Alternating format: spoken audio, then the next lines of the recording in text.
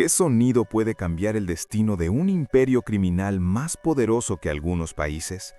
No fue el rugido de una bala atravesando el aire, ni el estruendo de una puerta siendo derribada por la DEA. Fue algo mucho más sutil, más calculado, más letal. Un sonido que Joaquín, el Chapo Guzmán, había programado para revelar la verdad más oscura sobre el poder absoluto. Que la traición siempre viene de quien menos esperas, pero el verdadero control viene de quien la ve venir. En las sombras de Culiacán, donde cada susurro puede significar vida o muerte, donde la lealtad se compra con sangre y se paga con silencio, existía un hombre que había construido más que un cartel. Había creado un sistema. El Chapo no era simplemente el jefe del cartel de Sinaloa, era el arquitecto de una red invisible que se extendía desde los túneles subterráneos de la frontera hasta los rascacielos de Wall Street. Su poder no residía únicamente en los miles de kilos de cocaína que movía cada mes, sino en algo mucho más valioso: información. Pero esa noche de marzo, en una casa segura perdida entre las montañas de la Sierra Madre, ese poder sería puesto a prueba de la manera más íntima posible. Porque cuando construyes un imperio basado en la confianza ciega, siempre hay alguien dispuesto a cerrar los ojos y apretar el gatillo. Y el Chapo lo sabía. Lo había sabido durante semanas.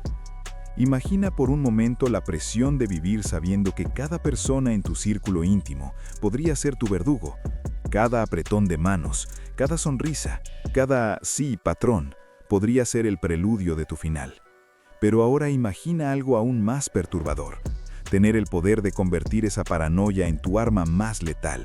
Porque mientras todos pensaban que el Chapo era vulnerable, él estaba orquestando la lección más brutal sobre el verdadero significado del control.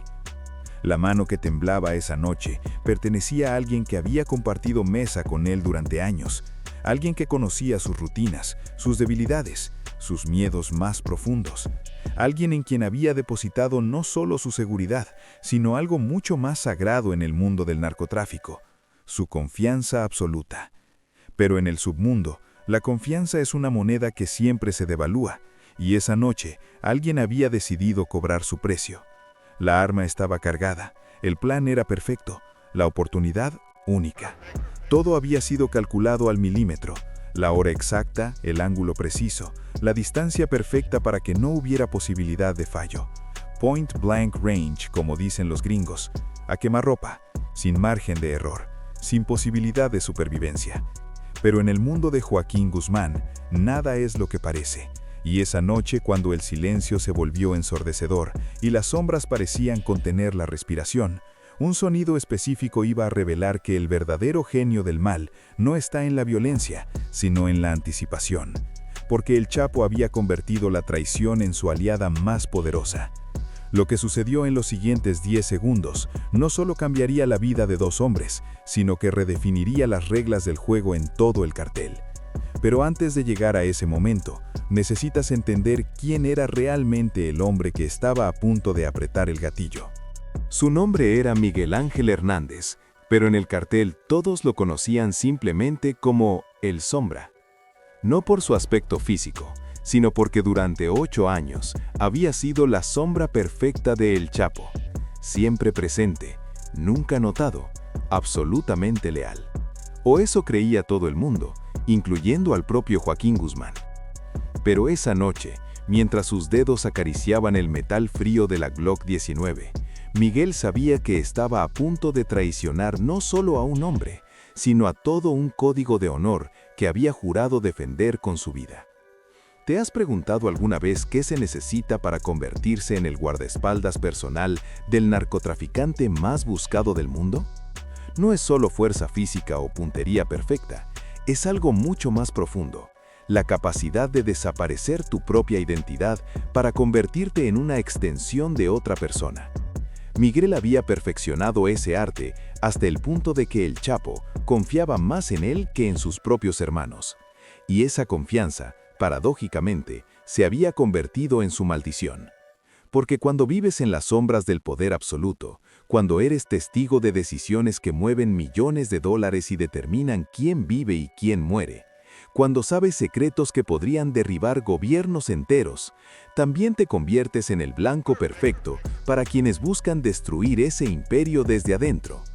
Y Miguel tenía una debilidad que los enemigos del Chapo habían descubierto. Una hija de 12 años internada en un hospital de Guadalajara, luchando contra una leucemia que requería un tratamiento que costaba más dinero del que él podría ganar en toda su vida. La oferta había llegado de la manera más sutil posible. No hubo amenazas directas, no hubo violencia explícita, solo una fotografía de su hija en la cama del hospital y un número escrito en el reverso: $5 millones. El precio exacto del tratamiento experimental que podría salvarle la vida, más lo suficiente para que ella nunca tuviera que preocuparse por nada más. Todo a cambio de 10 segundos de su tiempo y un disparo certero. Pero lo que Miguel no sabía, lo que nadie en el cartel sabía, era que el Chapo había desarrollado un sistema de vigilancia tan sofisticado que incluía no solo a sus enemigos, sino también a las personas más cercanas a sus hombres de confianza. Cada llamada telefónica, cada movimiento bancario, cada visita al hospital había sido monitoreada. No por paranoia, sino por algo mucho más calculado. El Chapo había aprendido que el poder verdadero no viene de inspirar lealtad, sino de conocer exactamente cuándo esa lealtad va a romperse. Y esa noche, mientras Miguel se acercaba a la habitación donde el Chapo revisaba los libros de contabilidad del cartel, cada paso que daba era parte de una coreografía que había sido anticipada semanas atrás. El sonido que estaba a punto de escuchar no sería el de su arma disparando, sino algo que le haría comprender que en el mundo de Joaquín Guzmán, incluso la traición más perfecta puede convertirse en la trampa más letal. Si alguna vez te has sentido atrapado entre la lealtad y la supervivencia, comenta lealtad y cuéntanos qué harías en el lugar de Miguel. La puerta se abrió con un susurro casi imperceptible.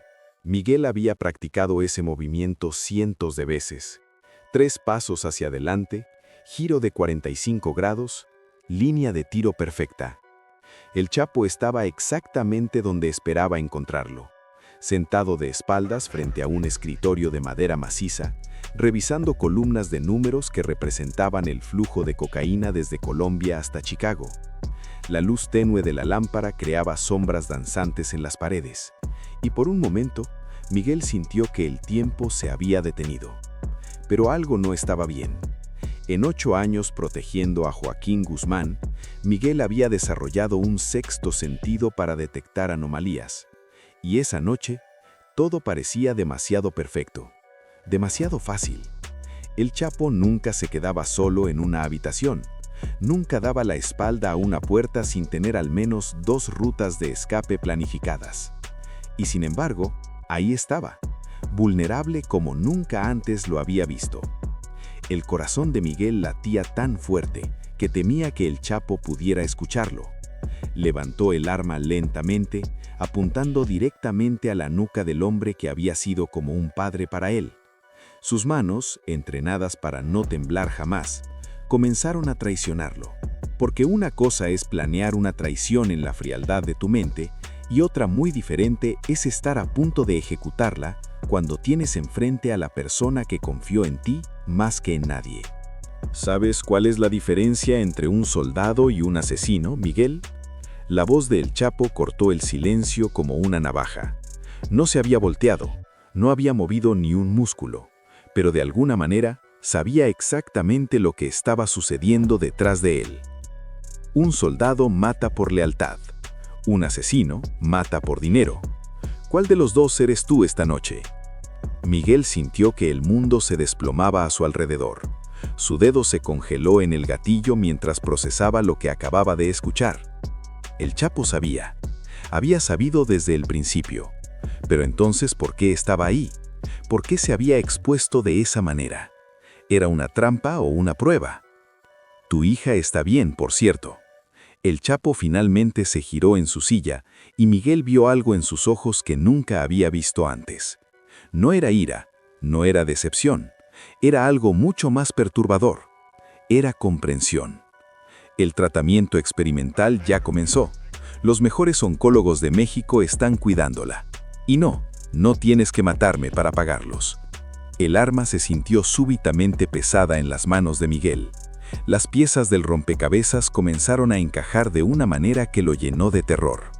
Si el Chapo sabía sobre la enfermedad de su hija, si había estado monitoreando todo desde el principio, entonces la oferta de $5 millones, las fotografías, todo había sido una prueba. Completó el Chapo la frase que Miguel no se atrevía a pronunciar. Pero no para ti, Miguel. Tú siempre fuiste leal. La prueba era para ellos. Para los que pensaban que podían usar tu amor de padre para destruir mi imperio. En ese momento, Miguel escuchó el sonido que cambiaría todo. Un clic metálico, seco, definitivo. Pero no venía de su arma. Venía de algún lugar detrás de él. El clic no era el de un seguro de arma, era el sonido de una grabadora deteniéndose. Miguel se giró lentamente y vio a 3 hombres que no reconocía emergiendo de las sombras del pasillo. No eran sicarios del cartel. Sus trajes, su postura, la forma calculada en que se movían, eran federales. Pero no estaban ahí para arrestar al Chapo. Estaban ahí para arrestar a quienes habían intentado usarlo. Los 5 millones nunca existieron, Miguel, explicó el Chapo mientras se levantaba de su silla con la calma de quien controla cada variable de la ecuación. Pero los hombres que te contactaron sí, y durante las últimas 3 semanas, cada conversación que tuvieron contigo fue grabada, cada movimiento fue documentado, cada plan fue registrado. No solo intentaron comprar tu lealtad, intentaron infiltrar mi organización usando el amor que sientes por tu hija. Miguel bajó el arma completamente, comprendiendo finalmente la magnitud de lo que había presenciado.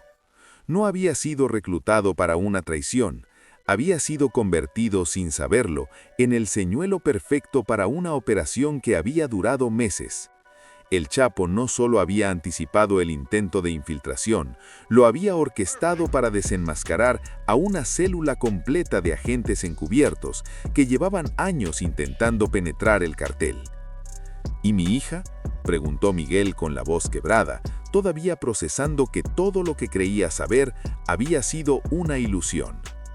Tu hija está recibiendo el mejor tratamiento posible. Eso nunca fue mentira, sino porque en mi mundo la lealtad verdadera se recompensa, no se compra. El Chapo se acercó a Miguel y puso una mano en su hombro. Los hombres que intentaron usarte pensaron que conocían mis debilidades, pero se equivocaron. Mi mayor fortaleza no son las armas, no es el dinero, no son los túneles o los sobornos. Es saber exactamente quién es leal y por qué. Mientras los agentes encubiertos eran esposados y llevados hacia vehículos que los esperaban afuera, el Chapo se dirigió hacia la ventana. ¿Sabes por qué sobrevivo cuando otros caen, Miguel?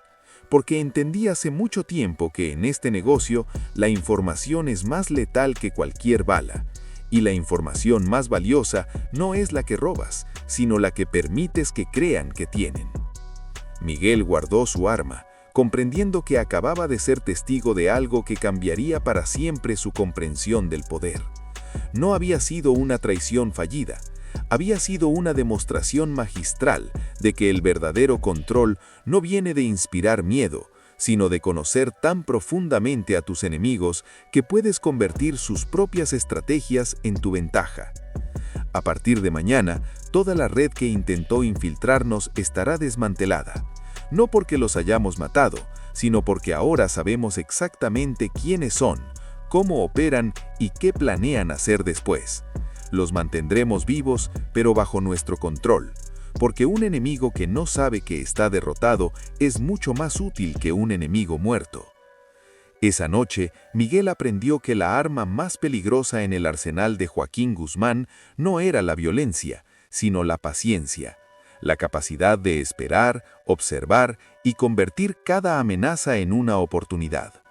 El sonido que había cambiado la historia no fue el de un disparo que nunca se realizó, sino el de una grabadora que había capturado la evidencia necesaria para desmantelar años de trabajo de inteligencia enemiga. Años después, cuando Joaquín Guzmán finalmente fue capturado, no fue por una traición desde adentro, fue porque había llegado el momento en que él mismo decidió que su historia había terminado. Pero esa es otra historia, para otro día.